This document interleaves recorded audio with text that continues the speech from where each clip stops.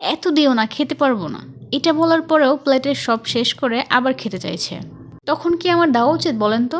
বলছিলাম আমার গুণধর জামাইয়ের কথা। সো হ্যালো এভরিওয়ান, আসসালামু আলাইকুম, hope you are doing very well. এই ঠান্ডা ঠান্ডা শীতের সকালে গরম গরম খিচুড়ি খেতে কিন্তু বেশ লাগে। So let's go to the kitchen.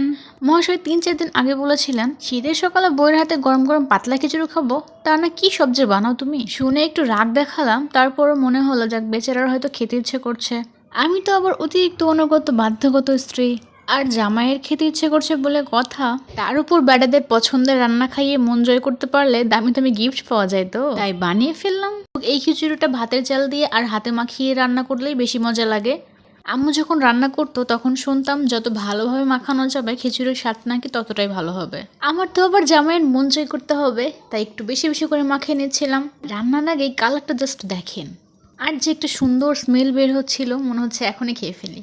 Food blogger হলে কিন্তু বলতাম এটা যে এত জুসি সফট টেন্ডার হবে দেখেই বোঝাচ্ছে। এবার সেই আম্মুর ট্রিক্স যে হাত ধোয়া পানি দিলে নাকি আরও বেশি মজা হয়। এখন আমি প্রয়োজনের তুলনায় একটু বেশিই পানি দিয়ে দিলাম, কারণ আমার একটু লিকুইড টাইপের খেতে বেশি ভালো লাগে। এখানে আমি নিয়েছিলাম আধা পোয়া চাল আর 1 মুঠ পরিমাণ ডাল, আর সেই সাথে 3.5 গ্লাসের মতো পানি লেগেছিল। সরি, কাপ, মানে কাপের হিসাবে 3.5 কাপ পানি লেগেছে। এটার জাস্ট প্রিপারেশনেই টাইম চলে যায়, তাছাড়া রান্নায় কিন্তু খুব একটা টাইম লাগে না। ও, আমি যে সবজিগুলো দিয়েছিলাম মানে পেঁপে আর আলু ছিল আমার কাছে, সো ওই দুইটা দিয়ে আমি কাজ চালিয়ে নিয়েছি। আপনাদের কাছে যদি বেশি সবজি থাকে তাহলে আপনারা বেশি সবজি দিবেন।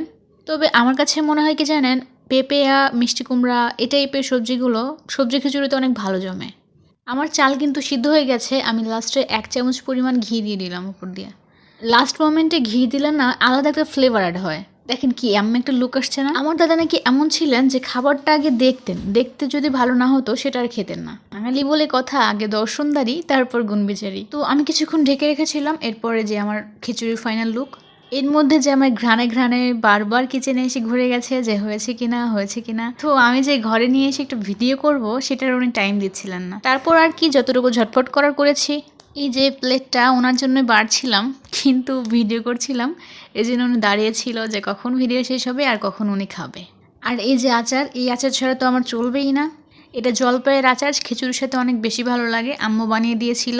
নিচ থেকে সরিষার তেল আর মশলাগুলো খেতে খেতে দেখেন একদম তলানিতে পড়ে গেছে।